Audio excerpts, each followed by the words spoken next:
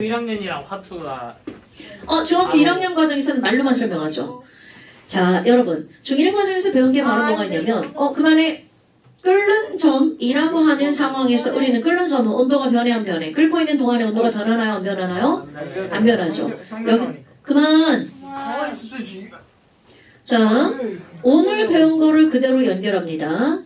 끓는 점이란 액체가 기체로 변하고 기체도 역시 뭘로 변하는 거야? 액체로 변하죠. 중학교 과정입니다. 그래서 끓는 점이란 기화도 일어나고 액화도 일어나고 있는 거죠. 그럼 끓는 점을 이제 화학 투적으로 설명하잖아요. 아까 얘기했던 거. 액체의 증기압력 그리고 그것에서 증발된 기체 대기압이 뭐를 이루고 있을 때야? 평형을 이루고 있다는 거죠. 그러니까 우리는 바로 이런 그래프들을 설명할 때 조금 아까 했던 거 그대로 온도에 따른 증기압력 곡선을 그렸었죠. 그럼 온도에 따른 증기압력 곡선을 그리면 조금 아까 그렸던 그래프를 이렇게 그리는 거야. 와, 뭐야? 좀 아까는 그래프를 중간부터 그린 게 아니라 여기부터 그렸죠. 이마가 탈 것 같아요, 이마가. 왜? 얘 때문에. 깜짝 놀랐네. 열난다는 줄 알고. 열나면 개꿀인데. 나도 뭐 핫팩 같은 거 데려다가 쌤한테 집에 가려고. 나 지금 순간 깜놀했잖아. 어제 확진자 많이 나와가지고 토요일반 거의 흉 거의 다 했는데. 왜 근데 9시에는 머리가 안 아파요. 했어요? 어떤 9시? 아침 9시에요. 아침 11시. 자, 아까 다 이유 설명했고요. 패스. 그러면 지금 이런 그림이 나왔단 말이야. 여러분. 지금 여기 있는 얘네들은요. 뭐를 그린 거니? 요거는 물의 증기압력 곡선을 그린 거야. 그럼 너네들 아까 그렸던 거에 따르면 지금 여기 있는 얘네들은 액체가 기체가 되는 것만 이렇게 해놨단 말이야. 그럼 우리는 구체적으로 다루지 않지만 고체가 액체가 될 때 압력과 온도도 있겠죠. 그런데 고체는 액체만 변하는 게 아니라 고체가 기체로도 변하죠. 그런 걸 우리는 뭐라고 하는 거야? 승화라고 얘기를 하는 말이죠. 그렇다면 온도와 압력에 따른 이렇게 끓는 점 곡선만 있는 게 아니라 당연히 온도와 압력에 따른 녹는 점 곡선도 있을 거고요. 온도와 압력에 따른 승화점 곡선도 있을 거란 말이죠. 그래서 구체적으로 배우는 건 요거 하나지만 나머지 것들은 직접적으로 다루질 않습니다. 그래프를 그려놓으면 이렇게 나옵니다. 그렇다면 결국 무슨 얘기냐면 다 곡선인 거예요. 다 곡선이에요. 저거 직선 같은데. 다 곡선이에요.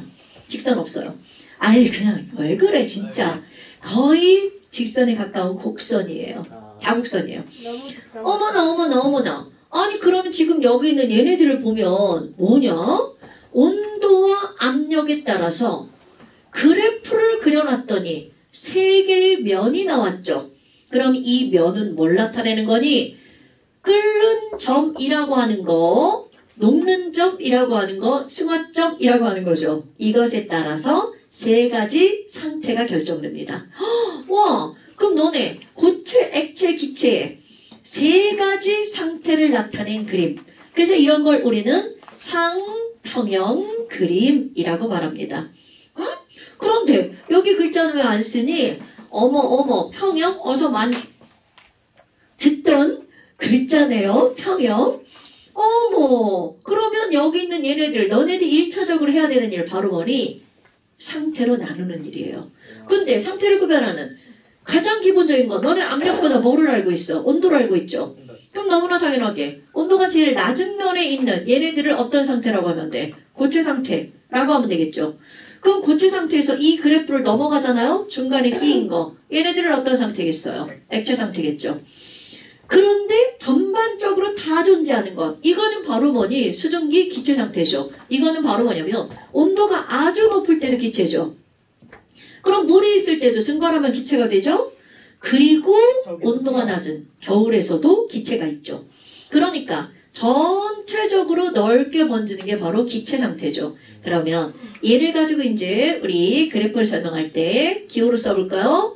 이거를 A라고 할 거고요. 이거를 B라고 할 거고 여기를 C. 그리고 가운데 모인 지점을 T라고 한번 해보겠어요. 그런데 A라고 하는 이 그래프를 보잖아요. 액체 상태에서 물에서 요 그래프만 넘어가면 뭘로 변하는 거야? 기체로 변하죠. 그러니까 우리는 일명 이 A를 TA라고 할게요. AT 곡선을 뭐라고 할 거니? 이런 거는요. 액체가 기체로 변하는 곡선, 기화 곡선이라고 말하고요. 그러면 기화가 되려면 액체가 요 점을 넘어가면 기체가 된다면 이런 거를 우리는 무슨 곡선이라고 하냐면 끓는 점 곡선이라고 말하고요. 더욱더 정확하게 이거를 우리는 뭐라고 하는 거니? 조금 아까 했던 거 액체가 끓어서 또는 액체가 증발을 해서 기체로 변했죠? 그런데 얘네들의 이 상태에서는 액체와 기체가 함께 존재하죠? 그것도 평형으로. 그럼 얘네들을 우리는 뭐라고 하는 거니? 아까 했던 거 그대로 들어가는 겁니다.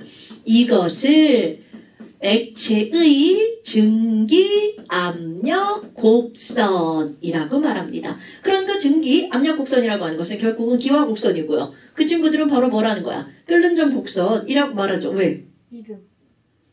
아이씨 깜짝 놀랐잖아. 저 새끼 죽는다 진짜. 거기까지만 써요. 네. 정한까지만 썼으면 되는. 자 그러면 지금 여기 있는 얘네들은 이제 우리 중학교 때 배운 거. 중학교 때는 이렇게 나오죠. 야 이게 액체의 증기압력 곡선이야. 동작 평형을 이룬 거지. 이렇게 안 나오고 그때는 딱 이렇게만 나오죠. 야 끓는 동안에는 액체와 기체가 어떻게 해? 공존해. 이렇게만 나온단 말이죠. 그런데 액체와 기체가 공존한다는 말이 결국은 얘네들은 이제 확 들어오면 이게 바로 어떤 상태라는 거야? 동적 평형이라는 거죠. 그러니까 봐봐. 예전에는 중1 과정에서는 이렇게만 배우지만 이제는 이거를 다 확장을 시켜서 이렇게 변형시켜 버리는 겁니다. 그렇다면 너네 여기로 가봐. BT 곡선은 뭐예요? BT는 고체가 여기만 넘어가면 뭘로 변하는 거야? 액체로 변한단 말이죠. 그러니까 고체와 액체가 요 곡선상에서는 공존할 수밖에 없죠. 그럼 액체와 고체가 공존할 때 그때의 온도를 우리는 뭐라고 하는 거니? 녹고 있는 거네. 녹는 점 곡선 또는 어는 점 곡선 이렇게 말하겠죠. 그럼 이 온도상에서 온도를 넘어가는 시점에는 고체와 액체가 공존한다는 거죠. 그런데 그래프의 개형을 보세요. AT 곡선은 비례 형태의 그래프죠. 비례가 아니라. 그럼 여기도 CT도 비례 형태의 그래프죠. 그런데 BT 곡선만 뭐라는 거야? 반비례 형태죠. 좀 이따 설명할게요. 그럼 CT는 고체가 요 선만 넘어가면 뭘로 변하는 거야? 기체로 변하죠. 그러니까 이런 걸 우리는 무슨 곡선이라고 하는 거니? 야 이거 승화 곡선이야? 그러니까 이거는 승화점을 나타내는 그래프가 되겠죠. 오호! 아니 선생님 그러면 이거 AT 그래프 선상에는 액체와 기체가 공존한다면서요. BT 그래프 선상에서는 그럼 당연히 누구랑 누가 공존하는 거야? 고체랑 액체가 공존하겠죠. 그럼 CT 곡선상에서는 고체랑 기체가 공존하겠네? T에는 다 있어요? 그렇죠. 여기는 뭐예요? 그럼 세 개가 만난대죠. 그래서 이것을 뭐라고 하는 거냐? 세 개가 모이는 포인트 삼중점이라고 말합니다. 그러면 삼중점에서는 고체와 액체와 기체가 공존하면서 끓고 있기도 하고 녹고 있기도 하고 얼고 있기도 하고 이런 모든 일들이 동시에 일어나죠. 그러면 삼중점의 온도와 압력을 외울 필요가 있냐고요? 절대로 그럴 필요는 없고요. 물의 삼중점은 0.006기압 0.01도씨입니다. 지금 여기에 숫자가 이제 밀리미터 Hg로 나온 거고요. 아니 그러면 도대체 이 삼중점이 갖는 어떤 중요한 의미가 있니? 어머 여러분 우리는 내가 좀 아까 뭐라고 했냐면 이게 0.006기압이라고 했단 말이죠. 우리는 몇 기압에 살고 있나요? 1. 그렇죠. 그럼 1기압에 살고 있잖아요. 그럼 이 1기압에 살고 있으면 1기압에서 쭉 가서 끓는 점과 만나는 이 온도가 바로 몇 도신 거야? 100도시죠. 네. 뭐야 그러면 여기 녹는 점과 만나는 이 온도는 자 우리가 알고 있는 물의 어는 점 바로 몇 도시예요? 0도씨가 되겠죠. 이런 걸 우리는 기준 어는 점, 기준 끓는 점이라고 말합니다. 그럼 우리가 살고 있는 1기압에서 온도를 높이고 낮추고 높이고 낮추면 고액기, 기액고, 고액기, 기액고 이렇게 왔다 갔다 하죠. 그런데 이산화탄소의 상평형 그래프를 그려볼 겁니다. 그럼 이산화탄소의 상평형 그래프는 자, 내가 아까 요거 중요하다고 그랬죠? 비례 형태죠. 이산화탄소의 상평형 그래프를 그리면 바로 요렇게 등장을 합니다. 뭐야? 이게 고체고요. 얘가 액체고요. 이게 기체는 다 마찬가지입니다. 그런데 이산화탄소는 삼중점의 압력이 5.1기압입니다. 그럼 우리는 몇 기압하에서 살고 있다고요? 1기압. 와! 아니 그러면 나 여기서 살고 있는데 그러면 CO2야? CO2 온도를 높이고 낮추고 높이고 낮추면 어디만 왔다 갔다 하는 거야? 고기만 왔다 갔다 하죠. 그러니까 중요한 겁니다. 이산화탄소는 상압 1기압에서 액체 상태를 관찰할 수 없죠. 이산화탄소는 고체에서 가열을 하면 뭘로 변하는, 기체로 변하는 이런 물질을 우리는 뭐라고 하는 거야? 승화성 물질이라고 하죠. 그럼 승화성 물질의 정의를 새롭게 내립니다. 승화성 물질이란 그 물질의 삼중점의 압력이 1기압보다 높은 물질을 승화성 물질이라고 얘기합니다. 자, 다시 한번. 예전에 우리 중학교 1학년 과정에서는 승화성 물질을 외워버리죠. 드라이아이스, 나프탈렌, 아이오딘. 그런데 이제는 그들이 왜 승화성 물질이 될 수밖에 없는지를 그래프로 설명하는 겁니다. 그럼 승화성 물질이란 삼중점이 뭐보다 높은 물질이라고요? 1기압보다 높은 물질이야. 그럼 이렇게 삼중점이 1기압보다 높은 얘네들은요, 증발이 엄청 잘 된다는 얘기죠. 아하, 분자 간의 인력이 어떤 물질이 바로 승화성 물질인 거야? 약한 물질이 승화성 물질이 될 수밖에 없다는 거죠. 안 끝났어요? 예? 그러면 지금 너네들이 볼 것도 있습니다. 그래프를 한번 보세요. 내가 지금 이 두 개의 그래프만 그렸죠? 그런데 이런 그래프들 중에서 물의, 이거는 모든 상평형 그림입니다. 모든 상평형 그림 중에서 온도와 압력이 반비례 형태를 나타내는 것은 오로지 하나. 물의 융의 곡선만, 얼음의 융의 곡선만 반비례 형태를 나타냅니다. 그럼 이거로 인해서 어떤 게 나타나니? 여러분, 자, 얘네들은요, 내가 만약에 이게 비례 형태야? 와, 물은 1기압에서 100도씨에서 끓는다면 그럼 만약 높은 산에 올라갔어요. 그럼 높은 산에 올라가면 기압이 현재 여기 지표면보다 어떻게 되는 거야? 높아져, 낮아져? 낮아지죠. 한성아, 기압이 어떻게 된다고요? 낮아지죠. 그럼 대기압이 낮아지면 끓는 점 그래프가 어디로 가요? 왼쪽으로 가버리죠. 헐. 그럼 뭐야? 물의 끓는 점이 낮아지네. 그래서 에베레스트 산 꼭대기에 올라가면 물이 78도에서 끓는데요.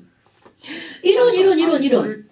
그럼 분명히 물을 끓고 있어. 근데 그 온도가 끓는데도 불구하고 온도가 몇 도라는 거야? 78도. 그럼 거기서 라면을 끓여 먹으면 그 라면이 제대로 익을까 안 익을까? 익을 수가 없다는 거죠. 한 7분 정도 익혀야 되나? 꼬들꼬들. 그때 갖고 가는 라면은 좀 특수라면이겠죠. 당연하죠. 야, 선생님 한 몇 분 정도 끓여야지 원래 라면 맛이 날던. 다 불겠죠? 끓는 시간이 길어지면. 그래서 우리 집에서도 끓을 때 뭐 스프를 먼저 넣어라, 압력을 크게 해라, 이런 게 짧은 시간 동안에 높은 온도로 확 어떻게 하려고 끓어버리려고. 그런데 하지만 꼬들면이 맛있어요. 난 아니야. 난 푹 터진 라면이 좋아. 자, 뭐 여하튼 그게 중요한 게 아니야. 그럼 결국은 이거 높은 산에 가서 밥을 하면 끓는 점, 밥이 덜 익어, 쌀이 덜 익어. 그게 바로 뭐라는 거야? 온도에 따른 끓는 점 곡선 때문이라는 거죠. 그러면 이번엔 압력을 졸라 높여볼까요? 아니, 그랬더니 끓는 점이 어떻게 돼? 뭐야? 높아지잖아? 이거는 바로 압력밥솥으로 밥을 하면 밥이 빨리 된답니다. 맛있다는 개인차예요. 어머, 아니 그럼 왜 밥이 빨리 되니? 야, 밥이 된다는 건 쌀에 물 분자가 침투해서 안에까지 들어가는 거란 말이야. 그런데 온도가 높으니까 분자 운동이 활발해지죠. 그럼 빠른 속도로 딱 들어간단 말이야. 그래서 밥이 빨리 될 수밖에 없다는 거죠. 그러면 이번에는 뭐가 나오니? 얘로 가볼까요? 얘가 바로 이 세상의 모든 것. 물을 제외한 모든 물질은 고체의 밀도가 액체의 밀도보다 어때요? 더 크죠. 물을 제외한 모든 물질은. 그런데 바로 뭐니? 물에서 물과 얼음만 고체 밀도보다 액체 밀도가 더 크죠. 그거를 이거로 설명할 수 있답니다, 여러분. 지랄더라고. 나 이것까지 다 보낼 거야. 다 필요 없어. 그럼 이제 여기서는 바로 뭐가 나오니? 우리 연아 언니가 막 스케이트를 막 타잖아요. 기연아 언니가. 그럼 너네 스케이트를 타는 원리가 바로 뭐예요? 했잖아요. 자, 스케이트는요. 괜찮아요. 스케이트는요. 얼음 자체가 미끄러운 게 아니고요. 얼음 위에 그렇지. 물이 생기면, 물이 묻으면 미끄러집니다. 마찰력이 줄어들죠. 이건 너네 집에서도 금방 할 수 있습니다. 그냥 얼음을 손으로 잡잖아요. 얼음이 손에 달라붙지 절대로 미끄러지지 않아요. 그런데 계속 잡고 있어서 얼음 표면이 물로 변하잖아? 그러면 손에서 찍 빠져나가죠. 오케이? 얼음 자체가 미끄러운 게 아니라 얼음과 내 손 사이에 물막이 생기면, 물이 생기면 그게 마찰력이 줄어드는 거야. 그렇다면 김연아 언니가 스케이트를 타고, 너네 스케이트 타봤죠? 그럼 스케이트를 타고 딱 일어나는 순간 그 날이 날카로우니까 얼음을 엄청 누르겠죠. 와, 너네 봐봐. 지금 내가 이제 그래프를 이렇게 그리다가 말았는데요. 지금 아주 추운 상태야. 스케이트장은 매우 춥죠. 난 안 가봤지만. 그런데 나를 신고 딱 일어나는 순간 압력이 어떻게 될 것 같아? 급상승하죠. 그러면 얼음의 영역이 뭘로 변해버리는 거야? 물의 영역으로 변해버리죠. 그럼 지금 여기서 압력이 커지면 얼음이 뭘로 변하는 거야? 물로 변하죠. 다시 BT 곡선에서 압력이 커지면 얼음이 뭘로 변한다고요? 물로 변한다고요. 압력이 커지면 이 세상의 모든 것들은 부피가 어떻게 될 수밖에 없어? 작을 수밖에 없죠. 어머나. 그럼 부피가 작아지면 밀도는 어떻게 된다고요? 커질 수밖에 없죠. 그럼 연결을 하잖아요. 얼음이 물로 변할 때 밀도가 커지는 건 뭐밖에 없다고요? 물밖에 없다고요. 고체가 액체로 변할 때 밀도가 커지는 건 뭐밖에 없다? 물밖에 없다를 뭘로 설명하는 거야? 저 그래프로 설명하는 겁니다. 자, 그럼 여기로 한번 가볼까요?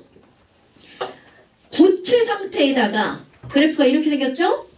아무리 압력을 가해도 절대로 액체 범위의 그래프로 도달할 수가 없죠. 그럼 오히려 지금 얘네들을 보잖아요. 기체 상태에서 압력을 가하면 액체가 되었다가 뭘로 변하는 거야? 고체로 변하죠. 그러니까 물을 제외한 모든 물질은 압력을 증가시키면 기체가 액체로 변하고 다시 뭘로 변하는 거야? 고체로 변하죠? 그런데 얘 볼까요? 삼중점 아래에서는 기체에다 압력을 가하면 먼저 뭘로 변하는 거야? 고체로 변하죠. 그랬다가 다시 고체에서 액체로 가는 게 되죠. 자, 삼중점보다 낮은 온도에서는 T1, 이 상태에서는 압력을 증가시키면 기체가 고체로 변했다가 액체로 변하죠.